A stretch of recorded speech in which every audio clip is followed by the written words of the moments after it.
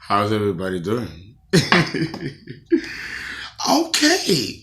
Now, I hope you're liking so far what I'm producing out there.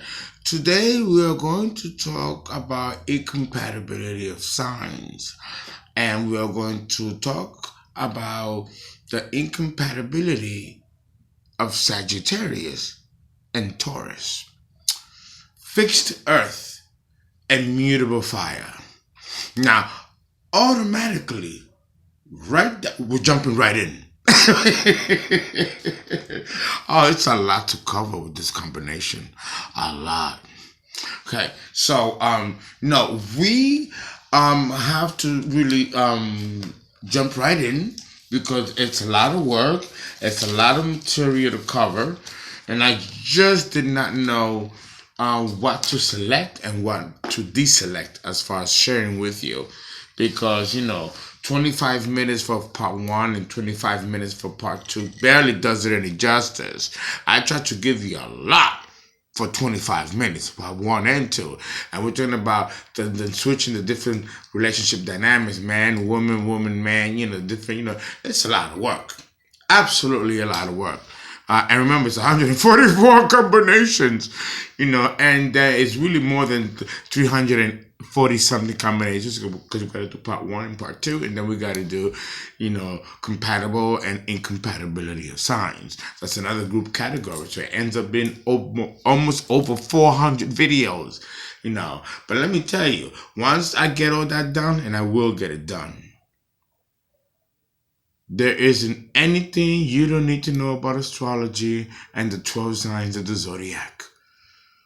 That in itself is a school of knowledge that I'm providing with all these videos. And I hope every single one of you can take it down from YouTube and keep it in your own archives. Because this is great information to educate and help advance the human condition. Remember, we came here as animals. That's why it's called zodiac, which means zoo, animals.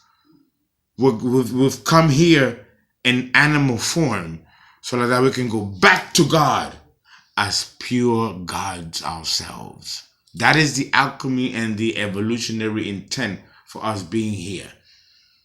We need to work through our lower nature and rise above our own consciousness and tap into that divinity within us that makes us human versus animal.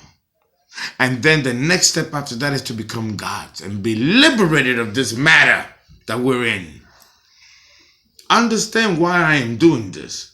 This work will survive me from generations and maybe even hundreds of years to come. And other astrologers will carry the torch and make it even better. You like what I'm doing? You think what I'm doing is good? It is nothing compared to what the next generation will do. So because at every age and at every level of evolution, even astrology improves, it evolves, everything evolves, including astrology. Okay?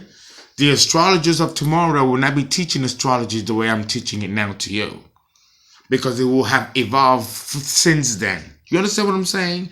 Everything evolves in nature or degenerates. Which side of the scale are you on? Well, anyway, Taurus and Sagittarius falls under the category of incompatibility of signs because, number one, you have a fixed modality with a mutable modality. So automatically right there, the fixed modality is Earth, fixed Earth, Taurus. And then the mutable modality is Sagittarius, mutable fire. So again, let's talk about Mother Nature. Let's make reference to Mother Nature. Okay, why would you ascribe fixed versus mutable? And the reason why it's versus is because the fixed modality doesn't gel very well with the mutable modality. However, the mutable modality can adapt to the fixity nature of any element, including Earth, in this case being Taurus. But it is still inharmonious. In order for things to harmonize between a fixity and something mutable, that means that one of the two has to make a compromise. And Taurus is not going to compromise. Taurus never compromises. Not if he doesn't want to. So the one that's going to have to be the one that's going to be the compromiser will have to be Sagittarius. So then in this instance, you ask yourself, who's the boss? Who's the boss? In this case, it would be Taurus by default. Let me tell you why it will be Taurus by default. Because since Taurus is not going to make any changes for you unless he doesn't feel necessary. And even when he does, he still won't do it. Or she won't do it. Because things have to happen in sequence. And almost like in a timeline for Taurus to rely on it.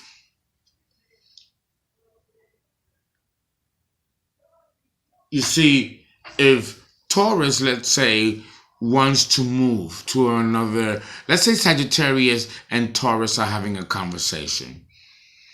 And Sagittarius says, it's time to move, dear. We got to go to a new place. We got to go to another neighborhood. We've raised our children. We have established and oversaturated our own impact in our community. Our children are grown and married. I think you and I should sell the house and go somewhere else and start life differently. Try something new. Let us make the second half of our lives meaningful and full of promise and different adventures and possibilities. That's Sagittarius talking to Taurus. Now, this couple will be much older than 30.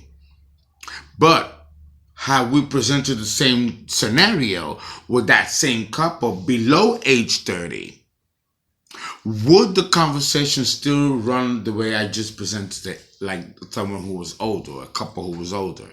The answer would be no. The answer would be no. In this instance, the Sagittarian won't even ask the Taurian. He will probably bail out. While the Taurian may be the one to be devastated. Because the Taurus may not want to change. Will not. 9 times out of 10, the Taurian ain't going to want to change his locale. His locale is his source of pride and investment. This he can control by default, just for having years and years of living in the same locale. The Sag is not really concerned about staying there. If it's passions and stirrings, because there's always stirrings when it comes to Sagittarius, he's pulled by some force that lets him know that the other side of midnight, the edge of night. Do you read books by Sidney Sheldon? In the 80s, I used to read these novels by Sidney Sheldon, like Bloodline, Rage of Angels, V.C. Andrews, Flowers in the Attic, If There Be Thorns, or Kent Follett.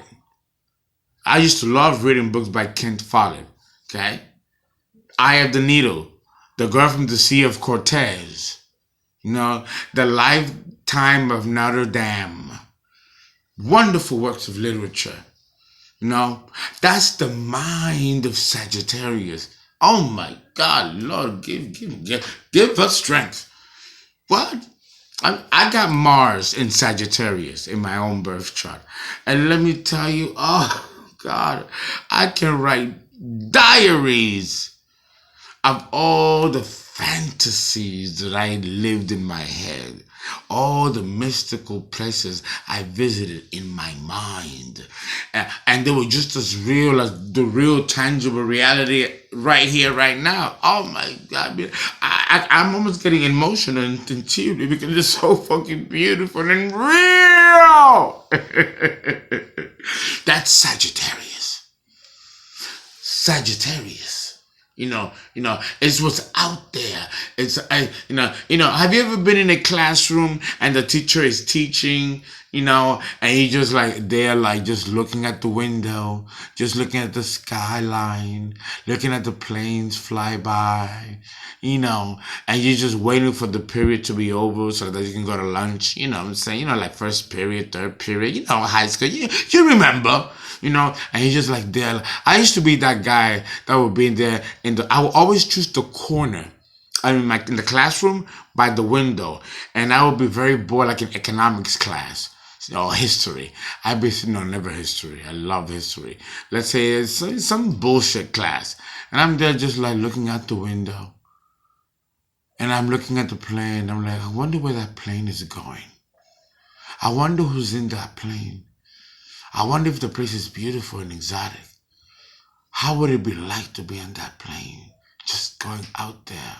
I used to romanticize faraway places, mystical experience. I mean, look how I'm dressed. That's why, because we're doing Sagittarius and also the Hierophant, the Taurus. Oh my God. And then the music, you listen to your music, and I'm a romantic, so I love Spanish ballads, boleros, Oh, you can get lost in your own world, baby. Sagittarius is like that. He's a dreamer. And he's beautiful, or she's beautiful and antithetical. Taurus is not like that. Taurus shares a certain level of idealism. Yes, it is ruled by Venus, which rules also Libra. So both Taurus and Libra are ruled by Venus. And Miss Venus girl can be very idealistic in her romantic love. So Mr. Taurus or Mrs. Taurus is going to want to be wooed. She wants every course of a relationship when it comes to courting and the honeymoon phase of a relationship. The flowers, the restaurants, the gifts and presents, to going out with her and pulling her chair, standing up while she sits down or gets up, treating her like a lady, like a queen. She loves that. And so does Mr. Taurus. It's earth. It's fixed earth. And another psychology concerning the fixity of earth is that it fosters continuity. It fosters a routine and a sense of permanence by keeping an established routine. That's very important to Taurus. And in that routine, you got to put the love and the romance. Like Mr. and Mrs. Leo, there's always room for romance. The problem becomes with Sagittarius, both the man and the woman, okay? Whereas they might miss the subtleties and the cues that are emitted by Taurus. Remember, Taurus is not just going to put it out there. He's going to give you hints and pieces and subtleties. But they can be too subtle for you to pick up if you're not paying attention, Mr. and Mrs. Sagittarius.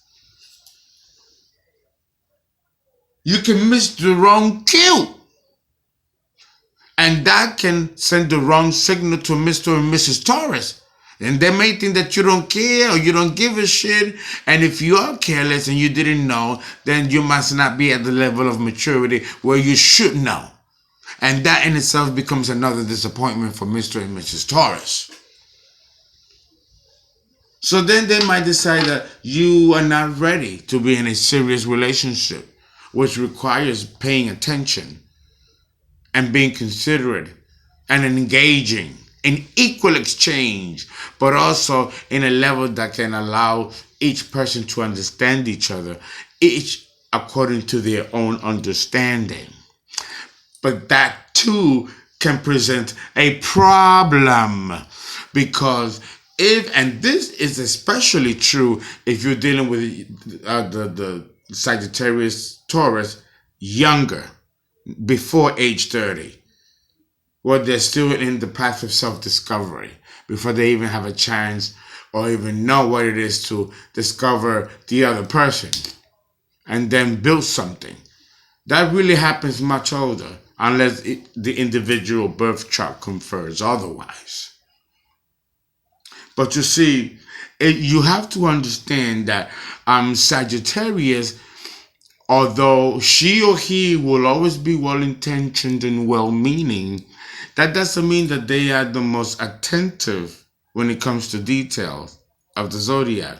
They can actually gloss over shit that can be so important and significant that glossing over, if it's taken the wrong way by somebody who doesn't understand really the modality of a Sagittarian, that shit can destroy a relationship right there.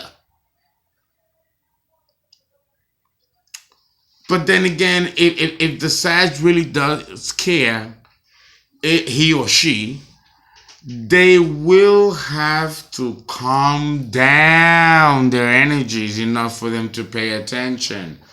They might need to bring it down a notch so that they can vibrate at the level where Mr. or Mrs. Taurus can appreciate and can feel safe with their frequency. Remember, Sagittarius is fire, and that's a different frequency than Earth, which is far more lower, subtle, and more like boop, boop, boop, boop, boop. Sagittarius is brrr, brrr, brrr, brrr. Boo, boo, boo. That could fuck up the psychology and emotional and psychological well-being of the Taurian, man or female, if they cannot handle that fiery energy of Sagittarian, which is always restless, impulsive, compulsive, and never stands still, whether physically or mentally or in spirit. And this can upset the Taurian. The Taurian may not understand or know what's going on.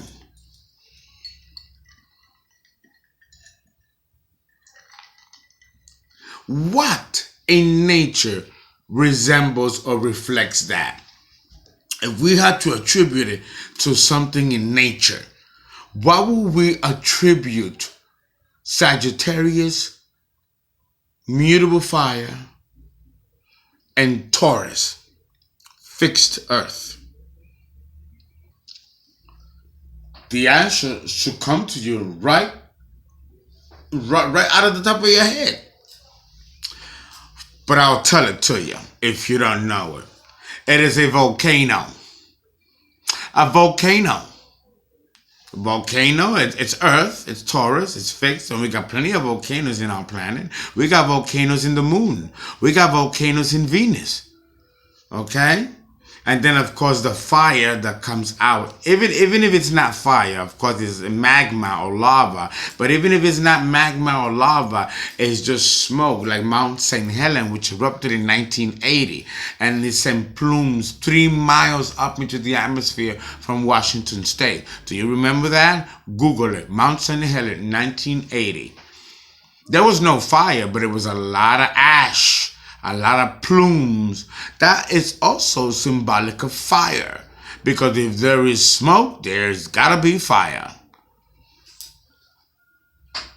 Well, could you have imagined if that would have erupted and lava would have come out, it would have destroyed the entire city of Seattle.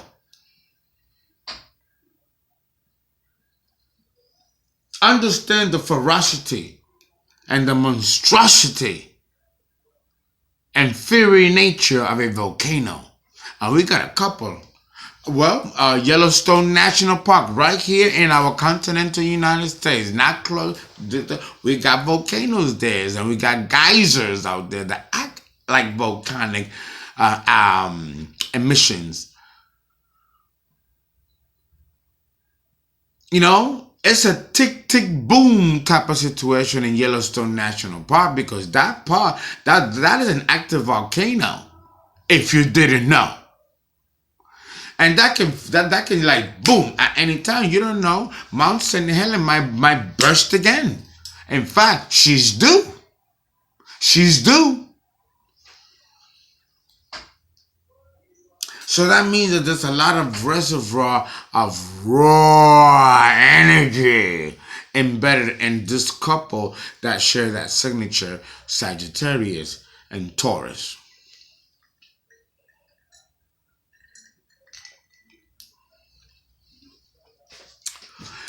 Which one would be better for the other? I don't know about you, but I would say, and it's different, the dynamic, if we're dealing with a Taurus woman and a Sagittarian man, or a Sagittarian woman with a Taurus man. It's a different relationship dynamic, which we will have to go into detail when we do part 2. So, but if you are dealing, that's already an incompatibility of sign, which is why I had initially started, is because one is fixed and one is mutable, and that in itself is a square. It's incompatible. And then you have earth and fire. And earth and fire is another square. They don't match. So we call that a secondary square. So because of that is why we put it in the category of incompatibility of signs. But sometimes the ones that are most incompatible they give us the best rewards. Yes. Another symbolic representation of earth and fire is the California wildfires that have been raging Northern California and some parts of Southern California. You know, you heard of them fires that just burn and they burn hundreds or even thousands of acres of land and destroy many homes. That's a symbol of Sagittarius, fire, and Taurus, earth, the trees, and the earth itself is being scorched by these fires that's wreaking havoc across the California state. And it's difficult for firefighters to fight it and bring it under control, right? We know that, right? That should give you a certain level of, that's why we need to show a certain level of respect to nature, because when she gets angry, there is nothing in our human capacity to do to stop her or tame her down.